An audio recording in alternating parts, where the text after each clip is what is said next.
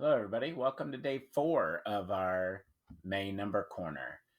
Today, I'm going to introduce the calendar grid. Those are those markers that we'll get every day that you'll have to kind of keep track of on your calendar grid sheet. This calendar grid sheet is going to be found on page 70 of your number corner book.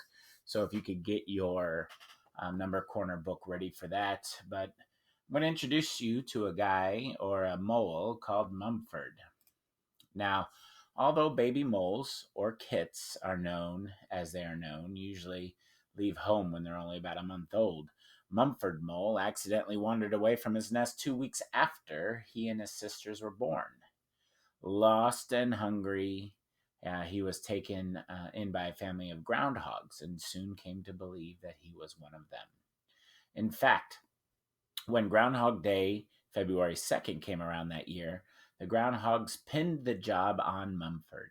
As usual, thousands of people from around the world gathered at Gobbler's Knobs in Punxsutawney, Pennsylvania, to watch the groundhog come out of his burrow. Would he see his shadow when he emerged, or not? You could only imagine the hysteria that was unleashed when Mumford poked his head out of the official burrow. Suddenly, everyone was yelling and screaming, and hands were flying as people tried to catch the impostor. Mumford barely escaped with his life, and realized then and there that he wasn't a groundhog after all. But what was he? Now, after several days of wandering around, hungry and tired and lonely, he met a kindly old mole who told him who he really was and taught him all the things a mole needs to know, including the tunneling techniques and building codes that Mumford would need to make a good life for himself. And after studying with old Emeritus Mole for several weeks, Mumford was ready to find himself a meadow, to build his first main tunnel and start a life as an adult mole. This month's calendar markers feature a set of clues that will help you create a map of Mumford Mole's meadow and discover the treasure that lay waiting for him under the nest at the end of the meadow. So on page 70, you're going to see a grid very similar to what you see here, right? Up in the right-hand corner, you're going to see the cardinal directions and semi-cardinal directions, because the direction you move on our grid, on our coordinate grid, will be all based on cardinal directions. All right.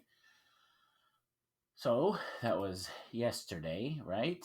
So let's go ahead and take a look. Now, I have included a sheet for you to use electronically if it's something that you would prefer to do. That has been shared with you, possibly. But if not, you can record all of our um,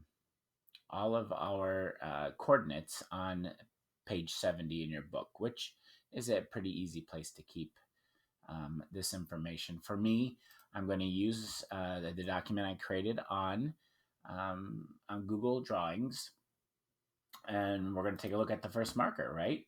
So our first marker says that we have a starting point. Our starting point is at 0, 7, so we have to go over 0 spaces on the x-axis and up 7. And I've already put a dot right there, so why don't you all start by putting a dot on 0, 7. Okay, then what we're going to do is find our first nest. Our first nest, we're going to, from the starting point, go east 4.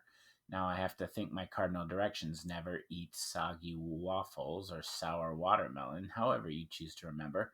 But east is to the right, so I'm going to have to go right 4 spots. And I'm going to use one of these dots to help me. 1, 2, 3, 4, right? So I'm going to put my dot right there. Hopefully you did as well. And now it's time for us to kind of record where we have where we put our nest. Now our nest is located at what coordinate? What coordinate is this? Remember, we're going to do the x-axis first and then the y. I'm going to have to put a text box. That's pretty easy for me to do. And that first text box is at 4, 7. Awesome. Is that what you got? I hope so. Now let's take a look at our next one. We go up to number 3. So then we have, for our first feeding area, we go from the nest. We got to go west 2, so we know west is to the left, and northeast, which is up and to the right. 1. So we got to go over 2 to the left and up and right. So over 2 and up and left. So I will put my next one, 1, 2, and over there. Right? So that's feeding area number 1. And then feeding area 1B, which is the second feeding area for our first nest, we have to go west 2, very similar to this, but we're going to go northwest after we get to that. And what we'll do is we'll write down the coordinates for each one of these after we're done. So again, we're going to go over 2, but now instead of going northeast, we're going to go northwest. So I'm going to put my dot right there. All right. So if I draw my lines, and we like to draw lines, I'm going to connect these 2 dots just like this. Uh-oh, I don't know where that came from, but we're going to delete that. And we're going to have another line where we connect our dot to our tunnel, because we have our feeding areas are connected to our main tunnels. So there we have it. Nope, we don't need that. All right, so now let's go. We have feeding area number 1, which is right here. So we have to write down our coordinates in feeding area 1. You guys marked that down yet? Okay, so now I'm going to have to go over 3, up 8. So I'm going to go 3, comma, 8. Right? And what do you suppose our second feeding area is going to look like? Or where would that be located on our calendar grid? Oh, I don't want to move my map too much.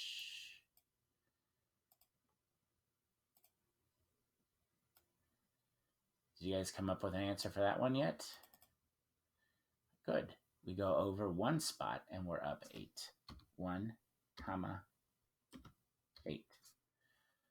All right, so that is going to be your calendar grid, right? We're going to continue to add on day after day. You can see I have those already in our presentations. And we're just going to continue to map Mumford's trip, or his tunnels through his meadow, looking for that treasure. Some of the things I did notice, there are clues here.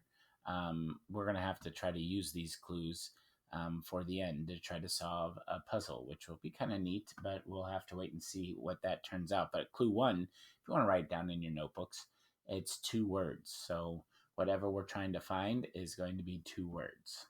All right, so I hope everything is well. You filled out your page 70 of your number corner book.